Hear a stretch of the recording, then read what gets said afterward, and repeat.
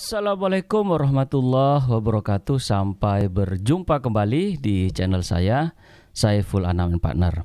Hari ini saya akan membicarakan tentang berbagai persoalan di bidang pertanahan yang kemudian tentu berdasarkan informasi yang ada atau berita yang ada. Banyak kemudian kasus mafia tanah di Jakarta ini. Saya kira tidak hanya di Jakarta ya. Kemudian polisi menyebut bahwa banyak oknum pejabat terlibat. Tentu ini merupakan sebuah berita yang kemudian tidak kita harapkan bersama, karena semestinya pejabat yang berwenang di bidang pertanahan ini dapat kemudian memberikan pelayanan terbaiknya, memberikan pelayanan seobjektif mungkin, sehingga kemudian mafia tanah yang kemudian kita banyak dapatkan, yang kemudian banyak kita mendengar dari berbagai pemberitaan media yang ada, tidak lagi kemudian dapat kita lihat dan kita dengar berdasarkan pemberitaan-pemberitaan yang ada. Seperti yang dikutip oleh detik.com, kasus mafia tanah di Jakarta, polisi sebut banyak oknum pejabat terlibat. Ini sangat meresahkan sekali, karena mestinya pejabat yang dapat kemudian menegakkan aturan, yang kemudian diharapkan independen dalam melaksanakan tugas dan fungsinya. Namun tentu ini menjadi PR bersama ya. Tidak hanya aparat penegak hukum saya kira, tapi juga Kementerian BPN juga harus melakukan reformasi, karena saya kira berdasarkan kepemimpinan dari menteri-menteri yang ada ini belum kemudian dapat menyentuh secara masif terhadap adanya mafia tanah di Indonesia. Polda Metro Jaya menangkap 4 pejabat BPN terkait kasus mafia tanah. Polisi membuka kemungkinan oknum-oknum lain yang akan ditangkap terkait dengan kasus tersebut. Penyidikan kami ini sifatnya berkesinambungan. Mungkin ada potensi-potensi oknum-oknum lain yang kita tangkap. Kemudian ini perintah Presiden karena menimbulkan keresahan di masyarakat terkait mafia tanah, ujar Kombes Hengki usai melakukan penggeledahan di kantor pertanahan BPN Jakarta Selatan Kamis 14 bulan 7 2022. Saya kira ini karena sudah menjadi instruksi Presiden yang saya baca di sini, dan juga kita lihat Presiden Jokowi tentunya ingin serius terhadap penuntasan kasus-kasus mafia tanah ini, karena tentu ini seperti yang disampaikan tadi sangat meresahkan publik. Dan saya kira menteri yang sudah ditunjuk oleh Presiden Jokowi tentunya diharapkan dapat kemudian memberikan semangat baru dalam hal melakukan penuntasan terhadap mafia tanah di Indonesia. Apalagi yang saya baca di berbagai media yang ada, menteri yang juga sebelumnya menjabat sebagai Panglima TNI itu menyatakan bahwa akan menggunakan strategi perang terhadap penuntasan kasus mafia tanah ini. Tentu kita harus dukung, semoga apa yang akan dijalankan oleh BPN atau Kementerian ATR BPN tentunya dapat membuahkan hasil yang signifikan, sehingga saya kira terhadap permainan mafia tanah ini akan dapat terselesaikan dengan cepat, tepat, dan juga menimbulkan efek jera kepada pelakunya, sehingga pihak-pihak yang berpotensi untuk melakukan mafia tanah ini kemudian dapat berpikir ulang untuk dapat melakukan kegiatan yang sama seperti itu.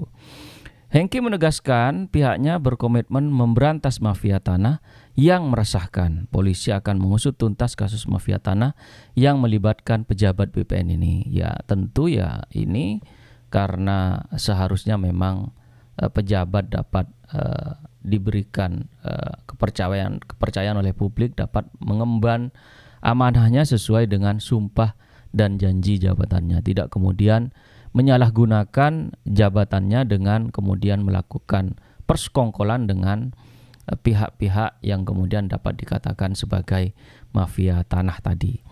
Lebih lanjut, Hengki mengungkapkan fenomena yang selama ini terjadi dalam praktik mafia tanah Sementara selama ini mafia tanah bergerilya secara konvensional. Kali ini cara-cara yang dilakukan mafia tanah tergolong lebih modern. Wah, ini cukup mengerikan ya. Pertama, dari sisi pelaku, ini ada fenomena yang baru selama ini mafia tanah yang sering disampaikan adalah pada proses pengembalian hak. Tapi yang saat ini pada proses penerbitan, kata Hengki. Jadi ini sudah bergeser ya. Yang pertama pada saat proses pengembalian hak, namun saat ini sudah bergeser kepada proses penerbitan, sehingga ini akan melibatkan sebuah sistem terhadap mafia tanah yang dilakukan oleh oknum-oknum tertentu. Mantan Kapolres Metro Jakarta Pusat ini mengatakan mafia tanah bermain di tingkat hulu pada proses penerbitan sertifikat dengan melibatkan oknum pejabat BPN. Waduh, ini sangat membahayakan dan sangat meresahkan masyarakat ya, karena kemudian sekali lagi oknum BPN yang kita harapkan dapat independen, ternyata oknum-oknum BPN ini tidak dapat diharapkan terkait dengan melakukan reformasi agraria di Indonesia. Mafia tanah ini tidak hanya menyasar aset tanah dan bangunan milik masyarakat kecil, bahkan mafia tanah berani mencaplok aset-aset milik pemerintah. Waduh, ngeri sekali ya. Kalau kemudian aset-aset masyarakat kecil dicaplok, maka di sini juga disampaikan tidak hanya punya masyarakat kecil, tapi juga aset pemerintah juga dilakukan pencaplokan juga. Ini sangat mengerikan sekali. Oknum pejabat BPN ini menyalahgunakan program pemerintah, yakni penerbitan tanah sistematis lengkap PTSL.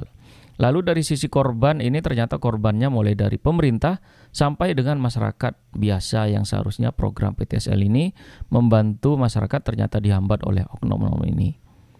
Ini bahaya sekali ya kalau kemudian juga memakan korban terhadap tanah-tanah yang dimiliki atau merupakan aset dari pemerintah.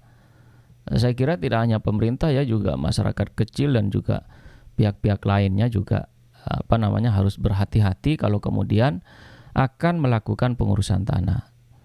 Juga 4 pejabat BPN ditangkap. Polda Metro Jaya menangkap puluhan orang terkait kasus mafia tanah di DKI Jakarta dan Bekasi. 4 orang diantaranya pejabat BPN. 2 diantaranya PS Ketua Tim Adjudikasi PTSL BPN Jakarta Selatan dan MB Ketua Tim Adjudikasi PTSL BPN Jakarta Selatan. PS kini sekarang menjabat Koordinator Substansi Penataan Pertanahan BPN Kota Administrasi Jakarta Utara.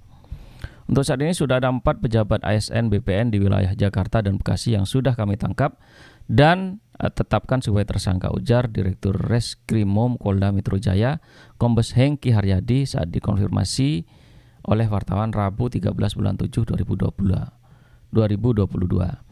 Kabid Humas Polda Metro Jaya Kombes Endan Sulpan mengatakan penyidikan kasus mafia tanah akan terus dikembangkan hingga ke akar-akarnya. Ya, ini menjadi sebuah kebutuhan kita bersama dan kita harapkan agar pengungkapan ini dilakukan dengan secara transparan, dan saya kira juga terhadap pihak-pihak yang terlibat tentunya juga harus dilakukan setransparan mungkin, seobjektif mungkin, sehingga kemudian dapat menghasilkan sebuah blueprint atau bahkan sebuah pengungkapan mafia tanah yang kemudian ini dapat membuat jera tidak hanya bagi pelakunya, namun juga pihak-pihak yang akan melakukan kegiatan perbuatan melawan hukum baik pidana maupun perdata terkait dengan adanya mafia tanah yang kita tahu ini sangat meresahkan bagi masyarakat Indonesia.